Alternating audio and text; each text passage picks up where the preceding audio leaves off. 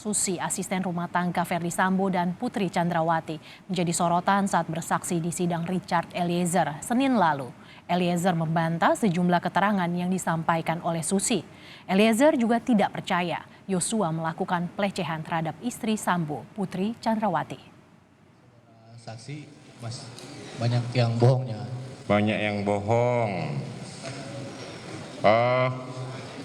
Bisa disebutkan satu persatu mana yang bohong? Baik, Yang Mulia.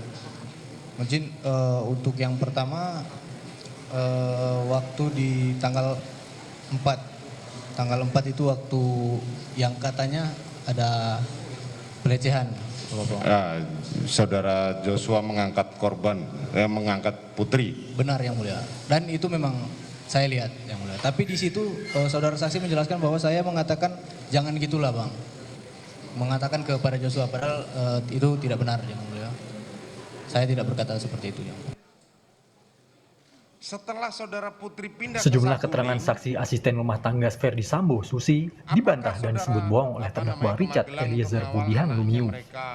Di antaranya, Eliezer mengatakan tidak pernah menegur Yosua saat akan mengangkat Putri Chandrawati di Magelang, Jawa Tengah.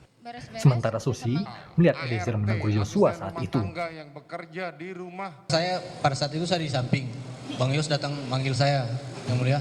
Datang panggil saya, terus saya ke dalam sama almarhum. Di situ almarhum meminta sama saya untuk membantu mengangkat Ibu PC. Tetapi pada saat saya mendekat, saudara PC ini mengelengkan tangan kepada saya. Jadi saya mundur. Saudara memang diminta bantuan oleh korban? Benar, Yang Mulia.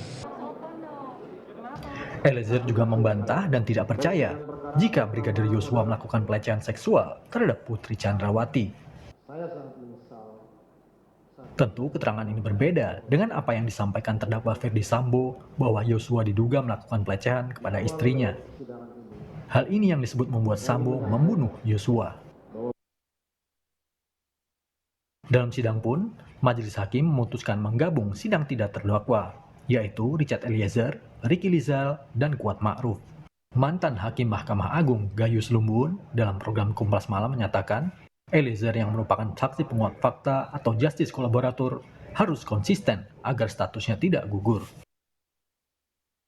Apa yang secara jujur dialami, kalau itu tidak bisa dilakukan, maka kegunaan GC sesuai dengan semangat GC yang digagas oleh Mahkamah Agung dengan Perma nomor 4 tahun 2012 itu menjadi tidak berarti. Lalu tidak lanjut dengan undang-undang yang ada di LPSK. Gagasan pertama Mahkamah Agung itu untuk mendapatkan masyarakat atau orang yang langsung terlibat itu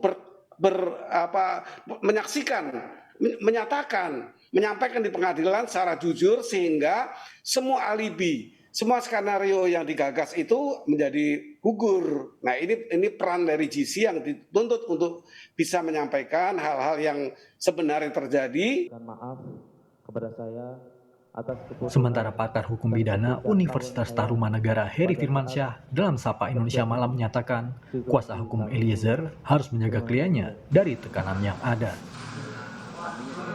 Bisa lakukan secara katakanlah secara terbuka begitu. Mungkin saja dia akan di sini akan dijaga dalam tanda petik oleh kuasa hukum. Kalau seandainya ada pertanyaan yang kemudian menekan atau menyimpulkan, itu kan nanti bisa kemudian ada keberatan dari sisi penasihat hukum ya Baradae ya Bang Roni kan.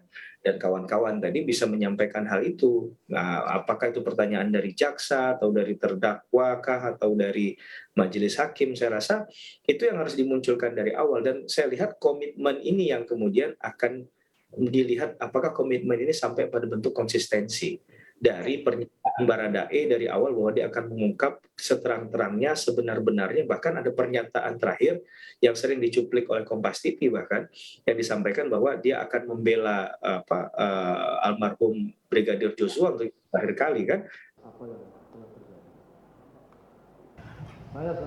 Dengan digabungannya sidang 3 terdakwa, diharapkan kasus ini segera selesai dan berkekuatan hukum tetap. Tim Liputan Kompas TV.